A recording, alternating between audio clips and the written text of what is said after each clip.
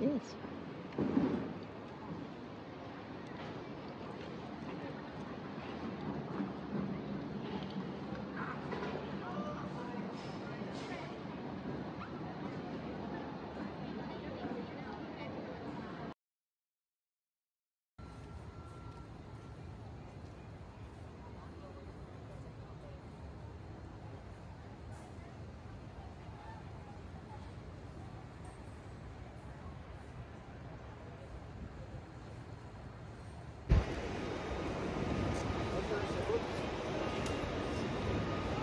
Here in Clarky. Clarky.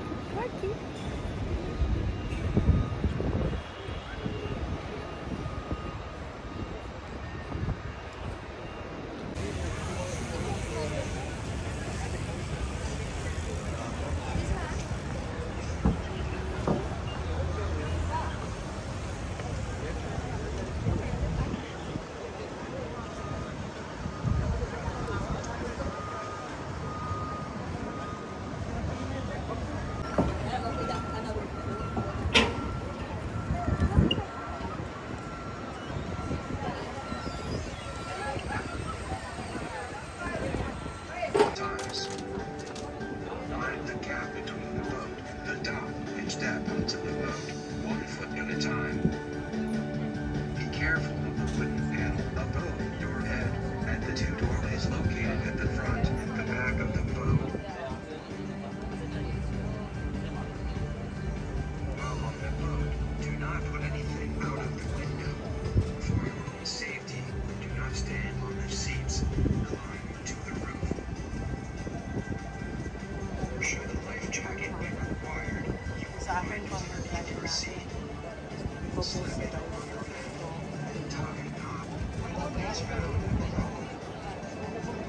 A strap exercise the jacket and what's around your back. Securing the strap, tie a knot to glue at the front of the jacket.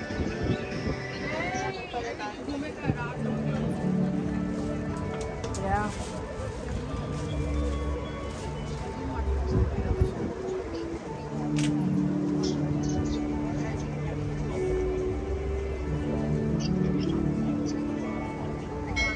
Hello, and a very warm welcome aboard.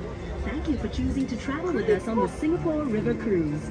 On this journey, you get to unravel Singapore's gritty past, enjoy our vibrant present, and even take a glimpse into our exciting future. This river represents the heart and soul of our young nation. In fact, Singapore's fortunes began at this very river a long time ago and have continued to flow from it ever since. Now, if you've got your eyes trained, your ears peeled, and your cameras ready, let's get started. You're now traveling into the very heart of our island city, so sit back and enjoy Singapore's fascinating story. The quirky site to your right is Clarke Quay, named after Sir Andrew Clarke, second governor to Singapore. Wow. From the late 19th century, Clarke Quay was the bustling center of commerce for Singapore. Hundreds of tongkangs or riverboats jostled bow and stern for a place to dock and unload their cargoes, human or otherwise, from the great ships anchored at the harbor. Tons of goods and produce were stored at the godowns or warehouses by the river, which are those buildings you see along the river bank.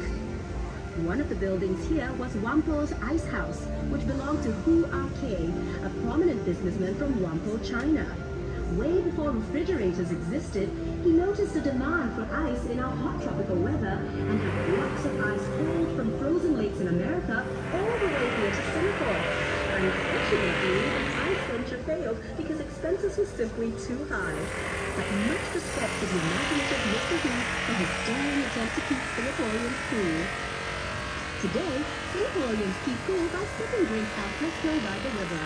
As you can see, Clarke Quay has been transformed into a different, but no less bustling port of call. Everyone flocks here for food, fun, and riverside festivals. You may notice another bridge here. This one's called Reed Bridge, and it would seem yet another symbol of bringing people together. From the 1940s to the 1960s, this bridge was a popular place for storytellers to gather and jianghu, or shuoshu, which means talking about the past or talking about books. Street hawkers, warehouse laborers, and others from the largely Teochew Chinese community would gather here nightly to be entertained. The storyteller would start by talking about the day's news, then continue with riveting classic tales from ancient China. Each episode would last the duration of a burning joss stick, and the audience would pay just 1 cent in the 1940s and just 5 cents in the 1960s. Chinese wayang, or opera, was another popular form of entertainment back then, and there were 2 Teochew opera theaters here. In the 1950s, admission to watch an entire performance was just 50 cents, but the common practice was to only pay 5 or 10 cents just to catch the last 10 minutes, which was the most exciting part of the show. Some might say this opportunistic spirit of frugalness endures amongst the most cunning of Singaporean businessmen till today. During festivals and religious events, the opera performances would be staged outdoors for all to enjoy free of charge.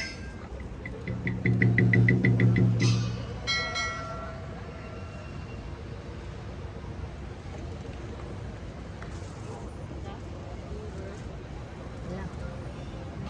40 minutes. The area to your right used to be the site of Riverside Village, a plague-infested squatters' colony which housed the seedy underbelly of opium dens, brothels, and secret societies. Addicts, ladies of the night, and gangsters jostled for space in this once dangerous, mysterious place. But today, the building Riverside Point sits on the historical foundations of that notorious village. No longer dangerous and seedy, but a delightful waterfront dining oasis that boasts its very own microbrewery. Perhaps you'd like to return by foot to explore all these fun possibilities. Did you know that the paths along the Singapore River make up one continuous looping promenade that connects everything you see along the riverbanks?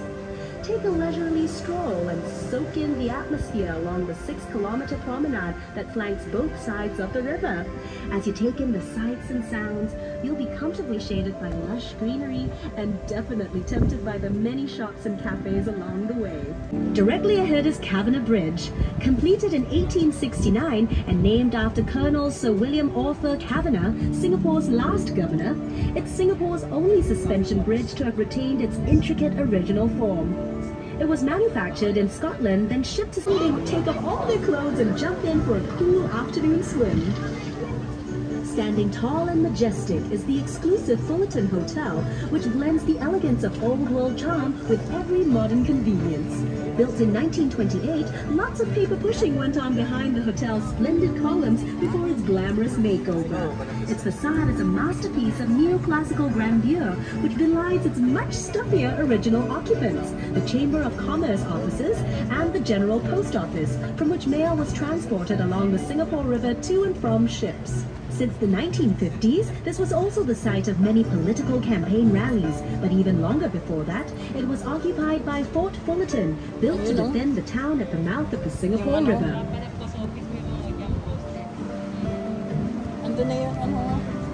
This promontory to your right used to be home to the merlion, Singapore's half-lion, half-fish icon. The merlion stood guard here at the river mouth for 30 years before it was hauled by barge to its new home in the bay in 2002. As we make our way out into Marina Bay, you'll be able to see the merlion for yourself and hear all about its story.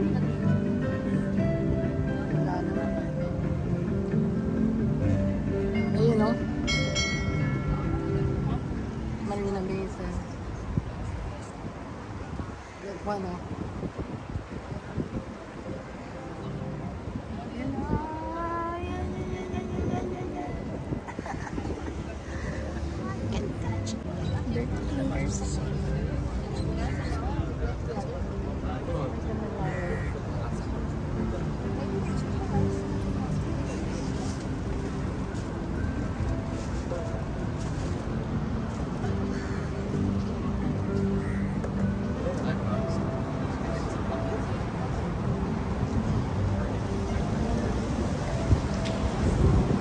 Thinking that the bumboats look like they have eyes painted on them, you're not wrong.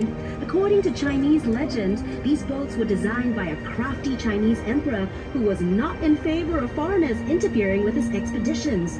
So he had eyes painted on his boats to ward off evil and to symbolize good luck.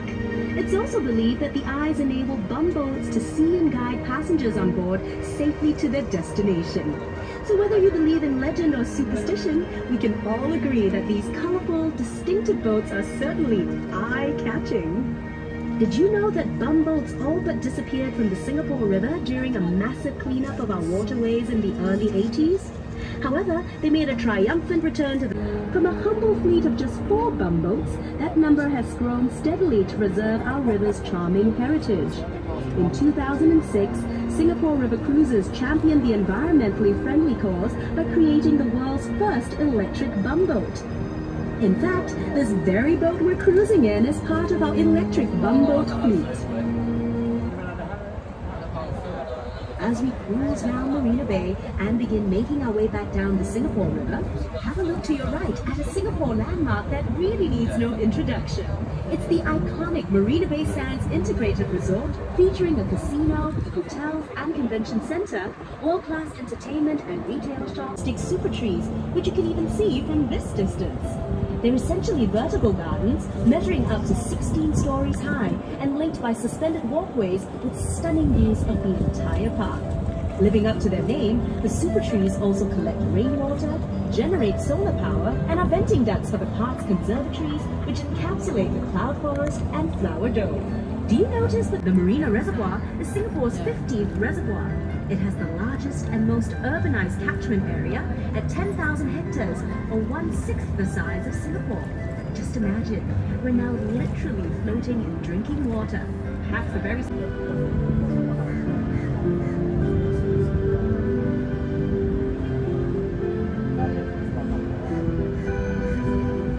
Up ahead and to the right, over on the museum steps, an enchanting series of sculptures tells the story of the Singapore River's development. Meet our nation's pioneers, coolies, merchants, traders and financiers, all immortalized in beautifully cast bronze. There are many other surprising sculptures that dot the Singapore River promenade, and if you decide to...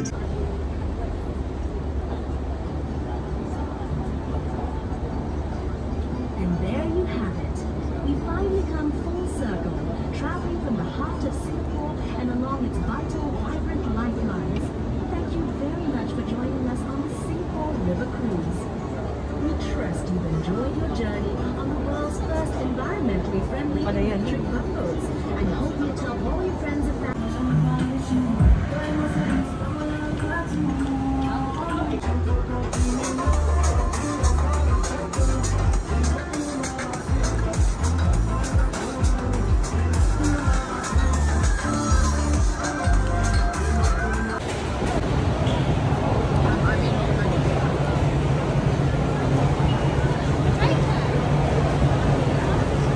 May Korean.